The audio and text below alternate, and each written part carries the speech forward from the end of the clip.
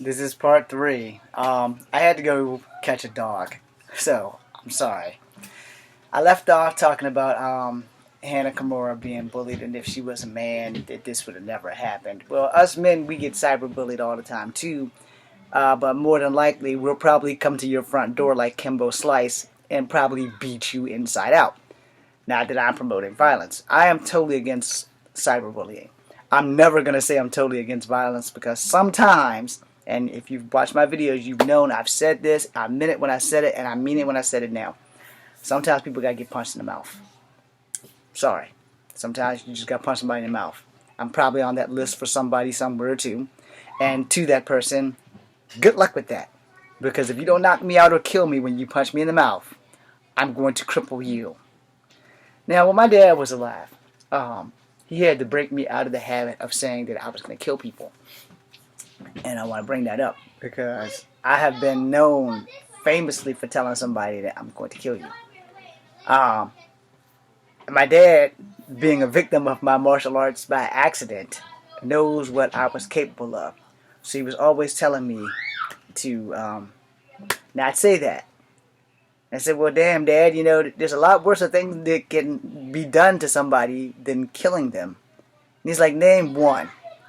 And I did. And he was even more mad at me for changing from I'll kill you to I'll cripple you. And he's like, what? Why would you do that? I said, because you won't let me kill them. So if I cripple them, they won't be talking to anybody else anymore. Because they'll be wondering, you know, how did I get in this situation? Well, you ran your mouth to the wrong son of a bitch, and he rearranged your entire life. So killing someone or crippling someone pretty much became my mentor of saying, sorry, my crush. No, I'm watching her. It's disturbing me because I want to be with her so bad. Anyway. That would be her initials, or her stage name anyway. Her real initials start with a J. I guess that's a J. Is it? Screw it. Anyway, point of the matter is, you know, had Hannah Kimura been a man, none of the people who cyberbullied her would have ever said any of that stuff. And again, that poor comedian might have been eating the guy's jockstrap. You know. But the thing about bullying and being the victim of being bullied is it's a thing, you know, and a lot of people don't come out and say I was bullied because they are ashamed. Well, I'm not ashamed. I was bullied from kindergarten to college. Every now and again I still get bullied.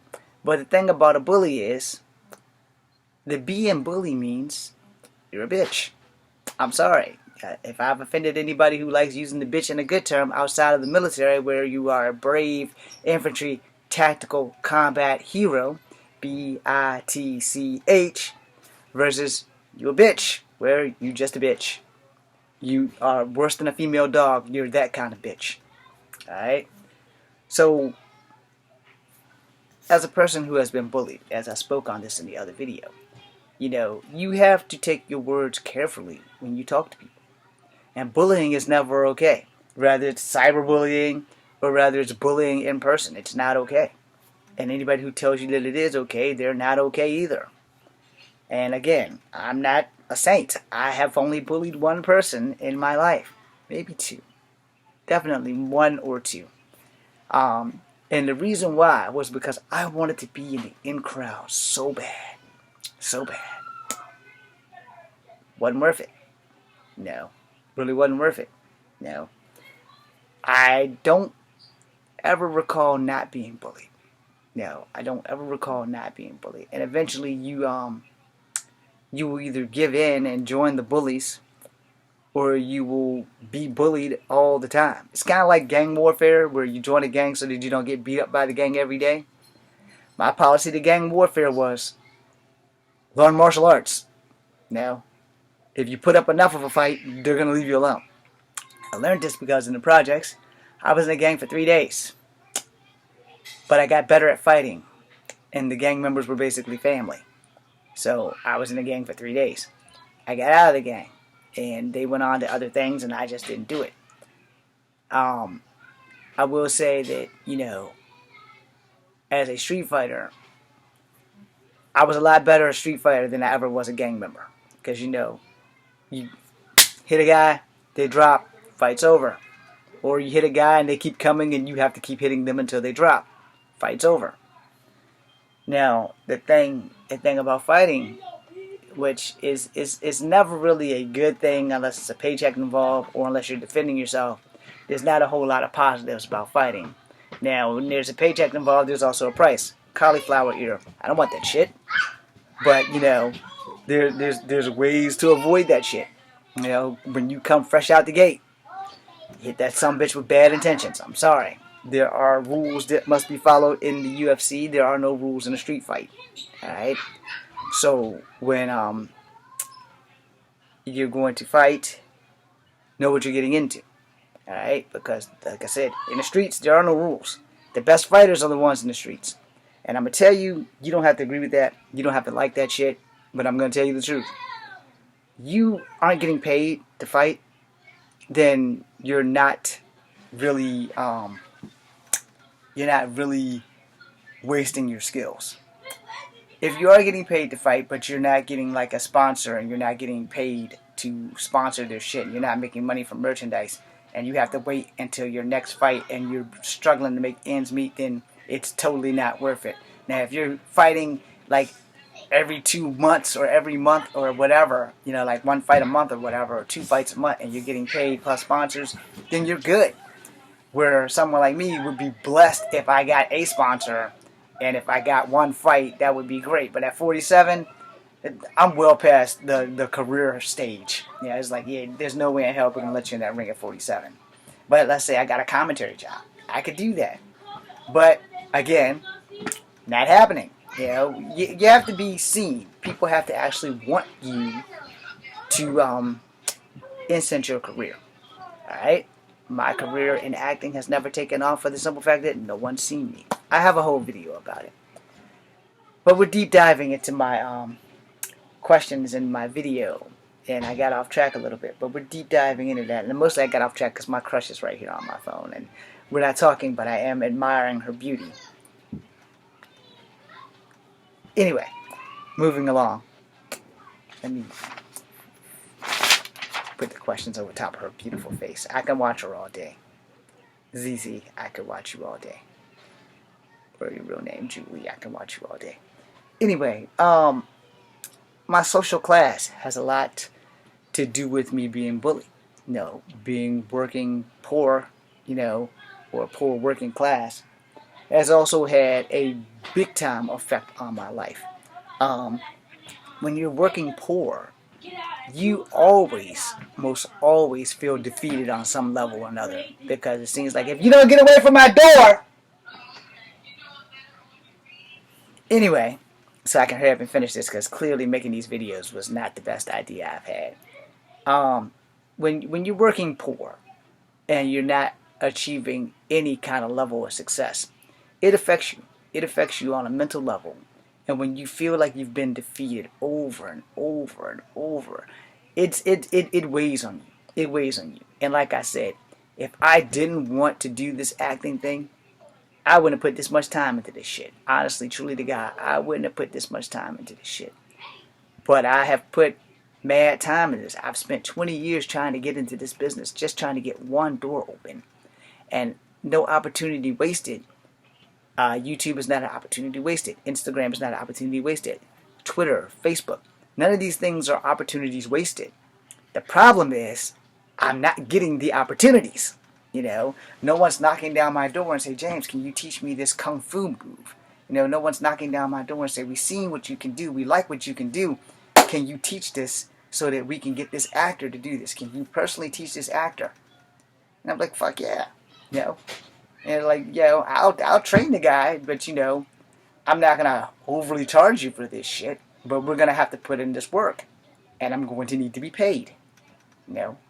I don't want it to come out of the actor's pocket, because as an actor who has never been given a job, I know how hard it is to get a job in acting. I know how hard it is to maintain your career as an actor. which is very impossible for me because I don't have a career. So if someone decides, hey, we want to hire you as a fight consultant, I'll take the job. I don't know shit about consulting, but I know a lot about fighting, so I mean, I'll take the job. And he was like, we want to hire you as a martial artist fight choreographer. I don't know shit about choreographing, but I know a lot about fighting. I know what works and what looks cool because I've made a few movies, believe it or not. But no one knows my movies because I have 106 followers on YouTube. But I love all 106 of you who are here. I'm hoping to grow the channel, and I hope that someone decides, hey, we'll talk to a sponsor for you. Teach me how to reach out to sponsors. Do something to help me help myself. Because that old saying, fish for a guy, you'll be fishing for him for the rest of his life. Teach a man to fish, and he'll be able to do the rest of it himself. So, I feel that same way about martial arts. I will teach you what you need to know, and you have to go from there. But as far as me fighting your battles for you, I have no quarrel with other people. So why do I need to fight your battles when I can just teach you how to fight? What you do from there, if you don't practice, you're not going to be good at fighting. It's really just that simple. If you don't practice, you're not going to be good at fighting. Now, my question of gender identity and sex and stuff like that, I've always been a straight man, and I've always identified male. I don't have a problem with anybody in the Alphabet Squad. And for those who just got offended, let me explain why I call you guys the Alphabet Squad for the 90th time. Alright. LBGTQ plus. Maybe you didn't catch that. So let's try that shit again. LBGTQ plus. Those letters are all out of order, by the way, because I think it should be like BGLT plus if you're going in alphabetical order. Therefore, you are the Alphabet Squad. And before I made this video, 3 weeks ago, they added something new to that community. So, bisexual, lesbians, bisexual, gay, lesbians, transgender, intersexual, pansexual, and whatever the hell they just added 3 weeks ago. I'm sorry. Alphabet Squad sounds like a fair name for y'all. If y'all don't like that, I apologize. But that's what you're going to be from here out if it comes out of my mouth. Because I'm not going to keep going through LBGTQ+. Yeah, I don't have time for that shit. Alphabet Squad. Deal with it. Use that shit. Get a patent. Y'all are the Alphabet Squad. And y'all owe that to my boy B-Rush. Because that's where I got it from. Now, the thing is, I've never bullied anybody who is in the Alphabet Squad. Alright? Never ever have I done that. I have family members that are in the Alphabet Squad. A nephew and a cousin. Anybody puts their hands on them, they gotta go through me. However, both of those cats actually know how to handle themselves pretty good with their hands. So, I can sit back and watch you get beat up by members of the Alphabet Squad. So the thing is, we all have these things. And my most important identity is a martial artist, a veteran, and an actor. And you can probably put that in the order of actor, martial artist, veteran. But in actuality, I was a martial artist first, then an actor, then a veteran. Still a veteran, still an actor, still a martial artist. Those are the 3 things that pretty define me, when I make these videos. Because they really do define who I am. As a martial artist, I am a great martial artist. As a fighter, I am a great fighter. Just because I haven't been given the golden opportunity that everyone else has, does not mean I'm any less great than they are. The difference is, Hollywood's banging their doors down, Hollywood's passing my door by. Like I'm Smurf Village and their Metropolis. Really that simple. And then when it comes down to veterans, I fight for veterans causes. I don't have any money to back me up for that shit, but I am an American Legion member, and I'm broke. So my dues might not get paid in the next couple of months when it comes back around. I can't donate to Gold Star families. I have problems. I'm not making any money. And the pandemic has kept everybody in a low range, low key, I'm sorry, you can't mess with me kind of thing. You know. And then let's talk about acting. I don't know if I'm good or not because I've never been given a shot. I do know my limits. I know my boundaries. I know for a fact that I will never do Shakespeare on theater because you have to be a really, really good John Malkovich level actor to do Shakespeare. At best, I am a Bruce Lee type actor. Let me say some one-liners, kick you in the face, move on to the next scene. Because that works for me. Because anything that I screw up, Xing Fong, Johnny won't let you get those rice cakes. I'll be right down there. So Johnny, you won't let my little brother Xing Fong get those rice cakes. Oh, well, I'm sorry. I've come a very long way to kill you over rice cakes. So, therefore, acting's easier than you think it is. The hardest part of acting is actually being discovered and getting a break and getting your foot to the door. A lot of actors will tell you, some of us got damn lucky. I'm not one of those guys. I'll be the first to tell you. The one shot that I had that could have worked out was stolen.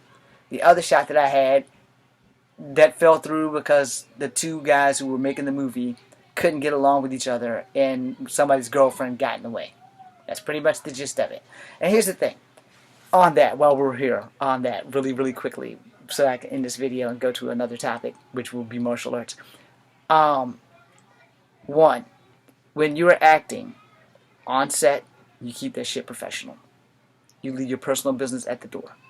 You don't bring that shit to work with you unless you have an emotional scene that you can feed from that shit so that you can actually get some tears to come out of your eyes.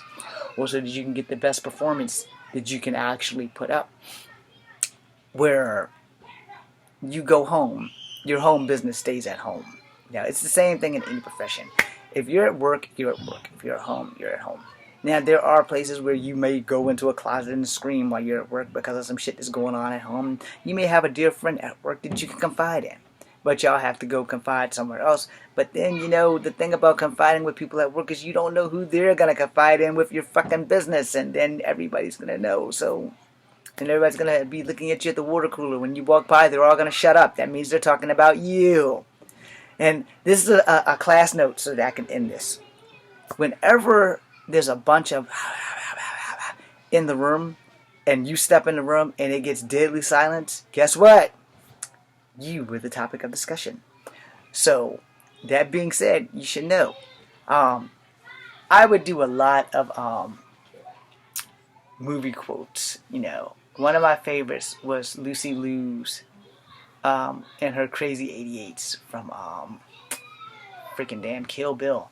So, you guys, if you happen to know Quentin Tarantino, tell him I need a job. But here we go. As your leader, I encourage you from time to time, and always in a respectful manner, to question my logic. If you are not prepared that a particular plan of action that I have put in motion is the wisest, please tell me so.